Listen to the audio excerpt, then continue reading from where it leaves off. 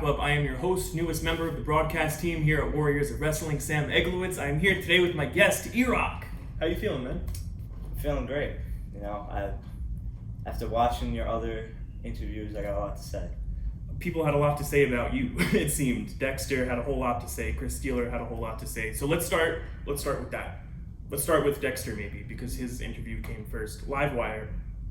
Did you have the same animosity that he had towards you after watching his interview after the match? Or were you a little more forgiving and were you shocked to see what he had to say about you?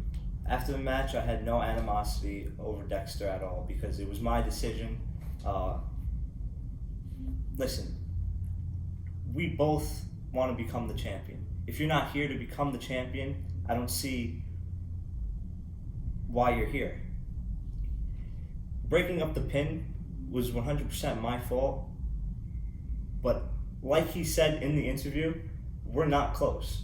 He doesn't talk to me in the locker room, so why do I care?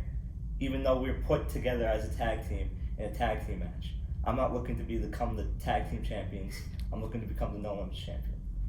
So even with you guys being part of this class that's been identified as the new breed in Warriors, right? The uptick in students we had the last year or two that are now kind of the center of the company.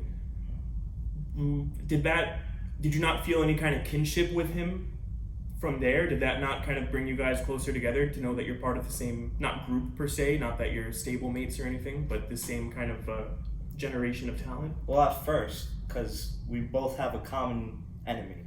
It's Chris Steeler, and that's with everyone in the new breed. But in the moment, when you know that your title shot's on the line, you just act on instinct. Did you see Chris Steeler's interview on here? You could check it back on Warriors of Wrestling YouTube if you haven't. Did you see what he had to say about you there? Yeah, I did. And, it's the same thing every time. He disrespects the new guys, and that's what I'm trying to get rid of his title reign, because I'm rebelling against him. It's the new guy's time, and it's not his time anymore. He was once the man of this place. Like they always say, he was one of the cornerstones of Warriors of Wrestling. And now he doesn't want to even help the new guys at all. I had thought originally, and I mentioned this to Mr. Steeler as well, that especially after King of New York, after that incredible performance you had, I was in the crowd that night. I don't know if you know that. Thank you. But I was in the crowd that night, and the buzz that we had for you was electric. To go on to the finals, to win the whole thing, and we were collectively heartbroken to see Chris Steeler attack you before the match, because we knew that probably spelled disaster for you, and even then you had a strong showing. So I think that put you in the conversation, even though you and Dexter failed to win the tag team match. I think that performance should have put you in conversation for title contention, but Chris Steeler seemed to disagree. But you think you belong there still, up there in that conversation? Absolutely.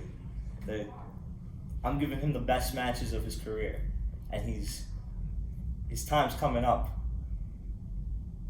I love that confidence. I love the conviction. I love when I ask someone a question like that, or do you think you could win? Do you think you deserve this? And it's a yes. It's a no question, a definitive answer. That's great. Absolutely. So looking past that a little bit, which I know it's hard to do, but November 13th, here at Fun Station, Intergender Warfare, you have the Luminous JC Storm. What are you expecting out of that match? What do you think is going to happen there? Have you been doing your homework in preparation? Yes, I have, but I'm ready for absolutely anything she throws at me. She's just another competitor, as everyone else is, so I'm ready for whatever she has to bring. It's her debut in Warriors of Wrestling, so I'm looking to put on a show as always. Hell yeah, dude! I gotta say, I am really loving this confidence and conviction that we're hearing from you, especially in the face of a lot of people have this opinion of you kind of as like a blue chip prospect, an up-and-comer, you're always the underdog and stuff like that. And I love seeing the, yes, I can do it, yes, in the face of all that. What do you think about those thoughts people have about you? Well, it all comes from my amateur background. Coming from amateur wrestling, that's the number one thing you have to have. You have to have the drive to become the best and to do it. And in amateur wrestling, I wasn't the best. I'll be honest with you. I came pretty close at doing a lot of great things, but at the end I was just this short. And I always said that I'm not gonna have that same thing happen to me in pro wrestling. It's gonna be a whole different game. I like that. I like that. Do you think that you're on the right track to that already? This Listen, early in your career? I'm 19 years old, and I'm here in Warriors wrestling for the No Limits champion. I was in the main event in a 6-man ladder match my first year.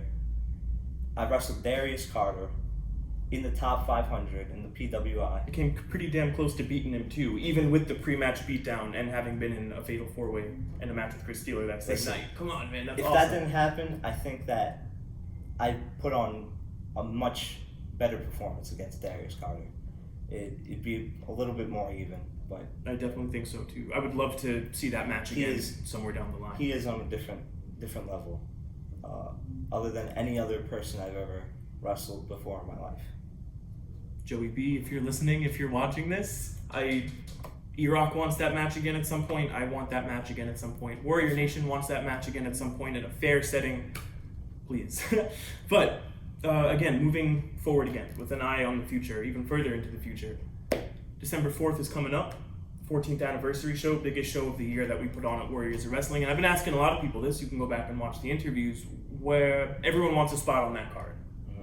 That's the biggest show we put on, the brightest lights of the year.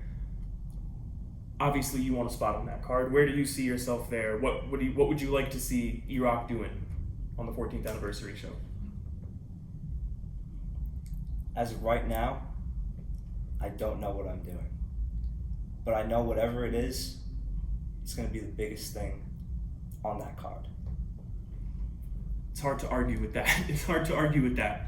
I'm going to get you out of here soon. Before I do that, I do want to ask, I want to give you an opportunity. If there's anything else you want to say, be it to the Warrior Nation, be it to Chris Steeler, be it to Dexter, be it to any of your doubters out there, anyone that says you can't do it, anyone that looks at you having that confidence and says that you don't deserve to have it, the floor is yours. Well, listen, if you don't think I can't do it, I just said that I'm 19 years old, blue chip prospect of Warriors Wrestling. You just got to keep watching to find out what's going to happen next. Because everything that I do is unpredictable. What about Chris Steeler? And Chris Steeler, your reign is coming to an end pretty soon. You can guarantee that. E-Roc, ladies and gentlemen, thank you so much for being here, man. I really appreciate your time.